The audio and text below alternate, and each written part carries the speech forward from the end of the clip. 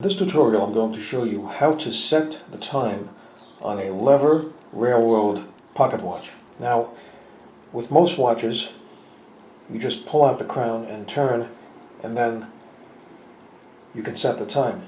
But over here, you can't pull it, you just turn it, and when you turn it, it just winds the watch. Now with this particular watch, it's a railroad type of watch, and that means that it has a lever right here. If you look closely, so what you do is you just pull the lever out, and once you pull the lever out, you just turn the crown, and then you can set the watch.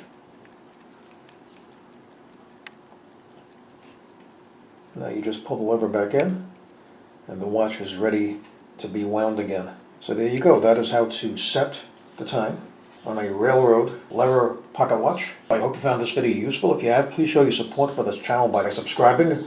Feel free to leave comments. Please like up this video, and thank you for tuning in.